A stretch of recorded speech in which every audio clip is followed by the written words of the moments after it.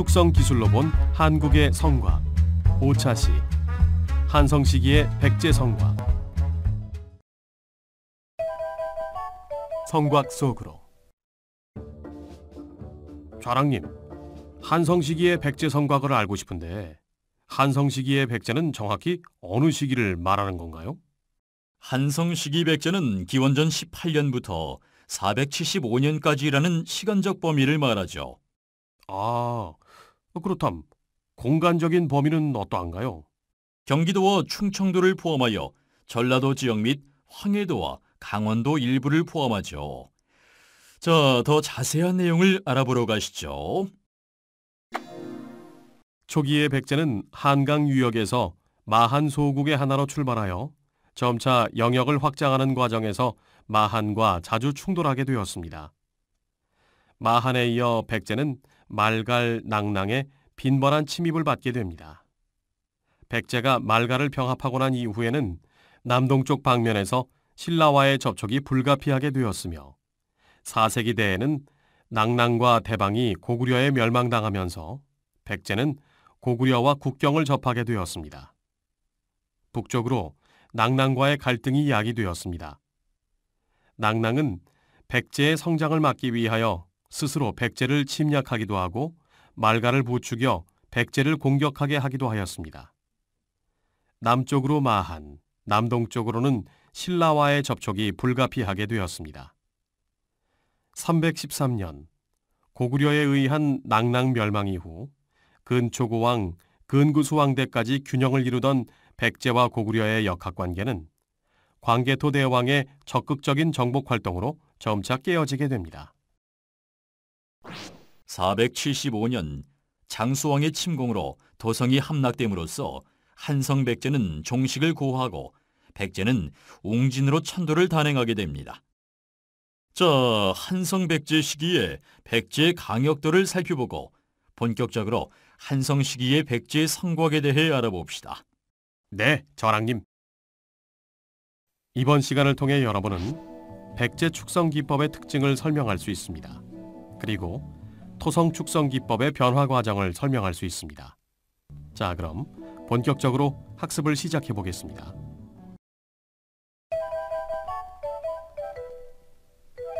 (1) 시대적 배경. 좌랑님, 한성 시기의 백제성은 어떠했나요? 한성 시기의 백제성 중에는 책이 많은 비중을 차지하고 있었습니다. 삼국사기에서 성의 명칭이 등장하는 34개의 성 중에서 병산책, 구천책, 청몽령책, 탄현책 등 8개소의 책이 등장할 정도로 많이 구축되었습니다. 한사나 입책이 위례성으로, 독산책이 독산성으로, 청몽령책이 청몽령성으로, 웅천책이 웅천성으로 바뀌는 것으로 보아 초기의 책이 후의 성으로 개축되고 있음을 알 수 있습니다. 한성 백제 시기 축성 기법은 한성 백제의 도성으로 추정되고 있는 풍납토성과 몽촌토성을 통하여 잘 알 수 있습니다. 발굴 조사 결과 풍납토성과 몽촌토성은 모두 판축토성이며 성곽의 규모와 축조 기법을 볼 때 백제는 중국 남조와의 교류를 통하여 일찍부터 발달된 토성 축성 기술을 갖추고 있었음을 알 수 있습니다. 한성 백제의 산성 역시 토성이 주류를 이루고 있으며 도성의 축성 기법과 도성에서 확인되는 석재 가공 기술 등을 고려할 때 설봉산성이나 설성산성 등 지금까지 백제 석축성이라고 주장되어 온 석축산성은 모두 6세기 중엽 이후에 신라성으로 인식되어야 할 것으로 판단됩니다.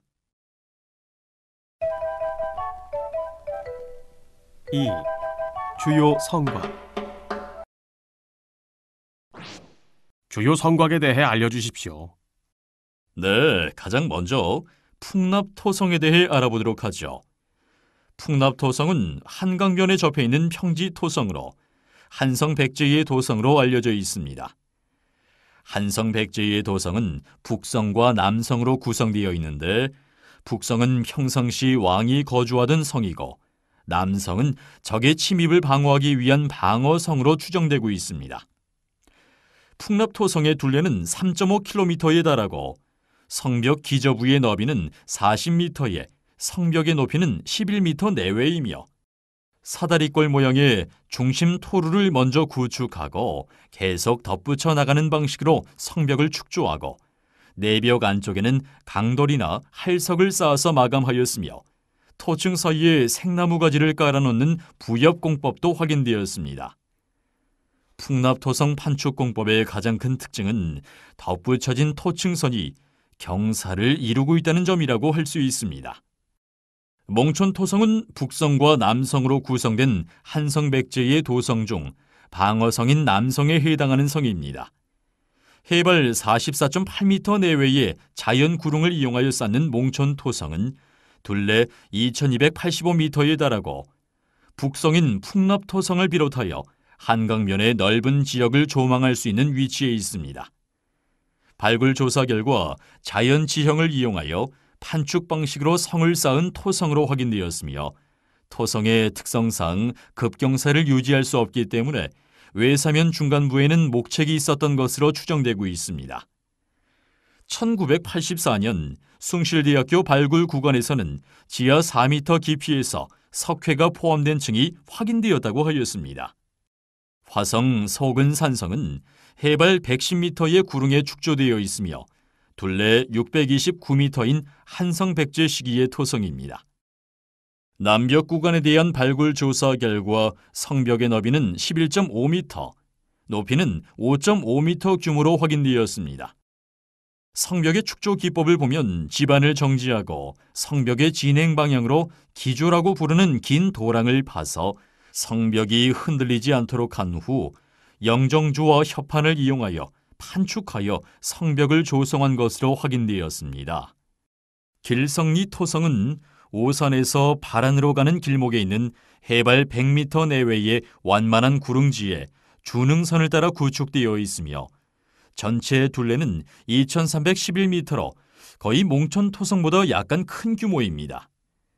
성벽에 대한 발굴 조사 결과 성벽 기저부의 너비는 8m이고 잔존 높이는 2m 정도인데 기저부를 정시하고 기초 성토와 하부 성토, 상부 성토, 피복 마감의 순으로 구축되었음이 확인되었습니다.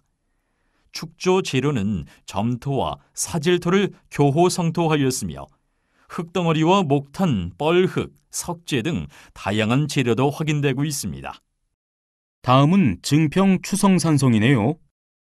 네, 추성산성은 청주에서 충주로 향하는 길목에 위치하고 있으며 남성과 북성으로 구성되어 있습니다.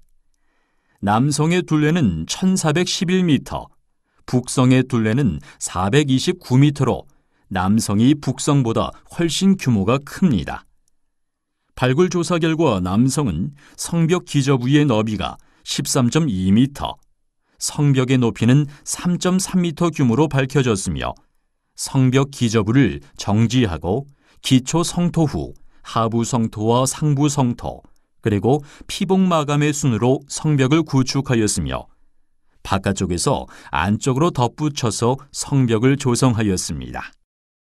전체적으로 성토 기법으로 축조되었으나 주혈이 확인되는 것으로 보아 부분적으로 판축 기법이 적용되었을 것으로 추정되고 있습니다. 문구부 양쪽은 다듬지 않은 활석을 쌓아서 마감하여 한성백제 시기의 석재 가공 기술과 석축 기술의 수준을 이해할 수 있게 해줍니다.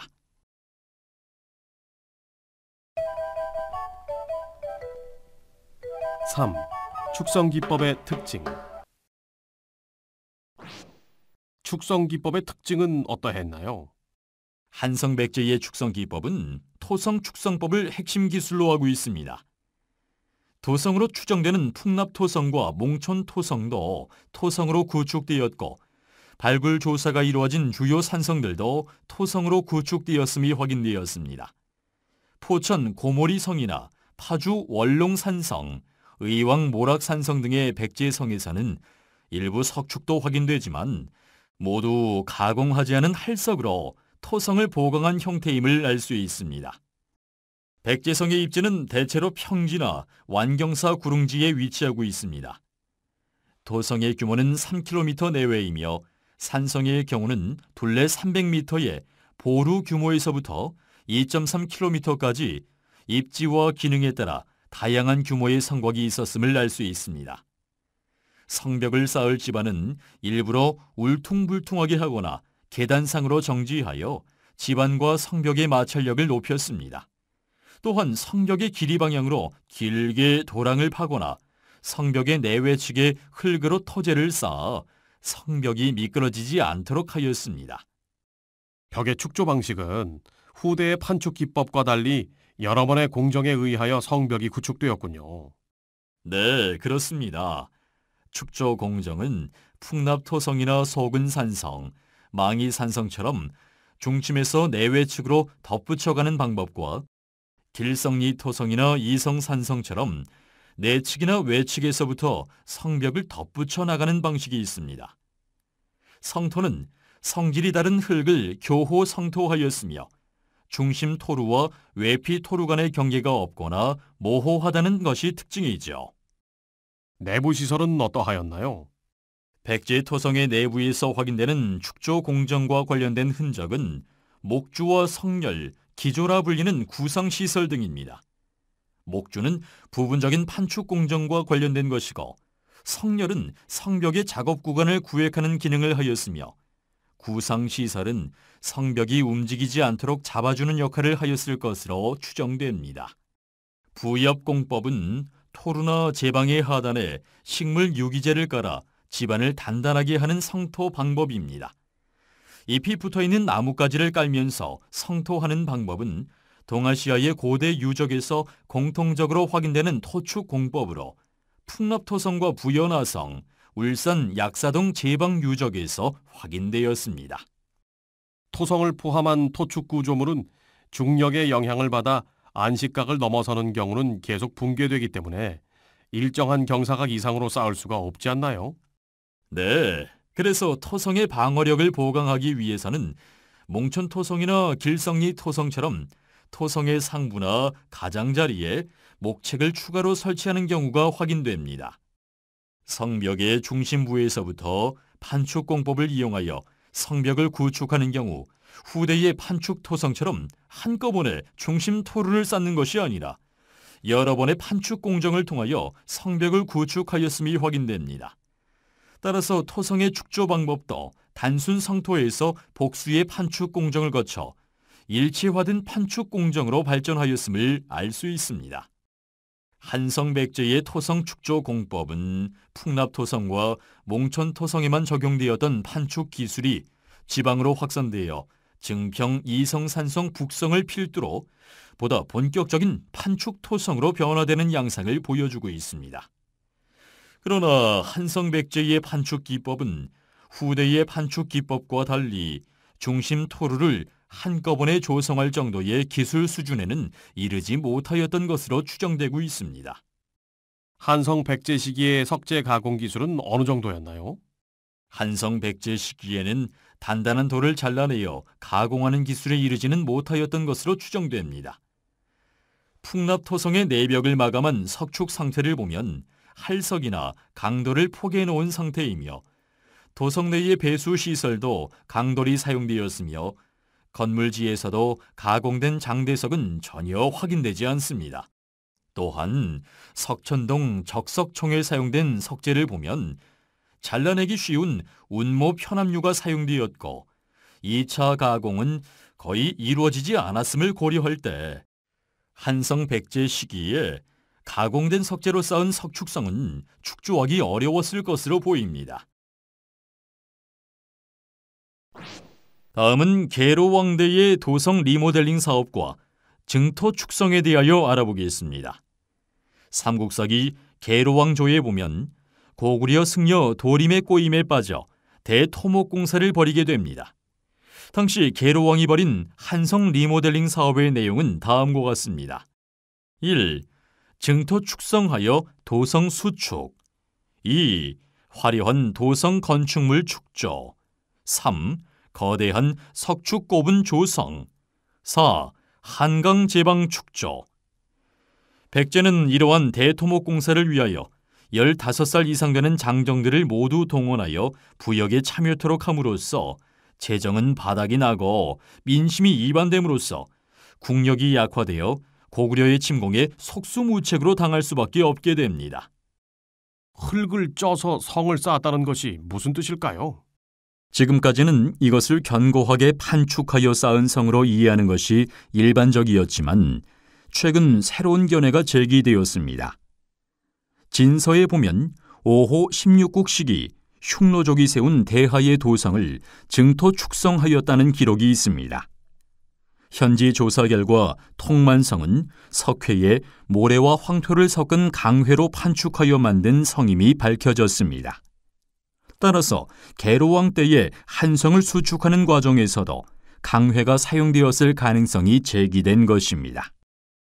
1984년 한성 백제의 도성 중 남성인 몽촌토성 성벽을 발굴하는 과정에서 석회가 포함된 층이 있음이 확인되었는데 추후에 발굴 조사를 통하여 이것이 사실로 밝혀지게 되면 생석회 생산 기술과 생석회를 소화시켜 모래와 황토를 섞어 경화시키는 기술이 계로 왕대에 도입되었음을 확증할 수 있게 될 것으로 예상됩니다. 나와 같이 여기까지 오느라 고생했습니다. 지금부터는 몇 가지 퀴즈를 통해 이제까지 들려준 이야기를 확인해 보도록 하지요.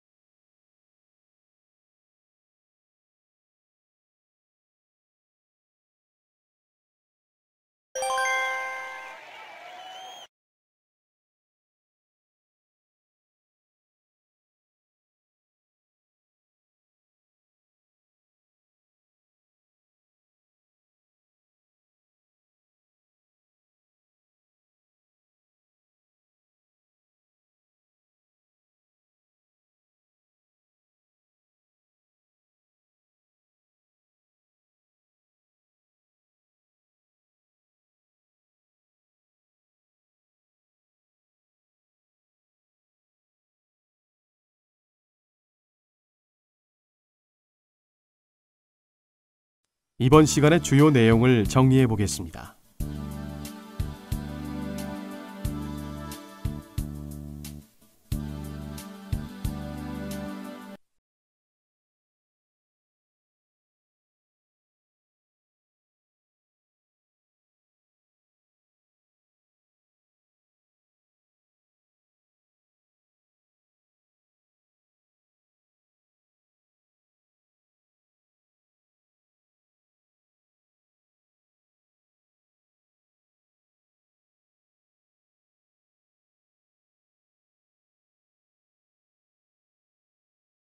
이제까지 한성시기의 백제 성곽에 대해 알아보았습니다. 수고하셨습니다.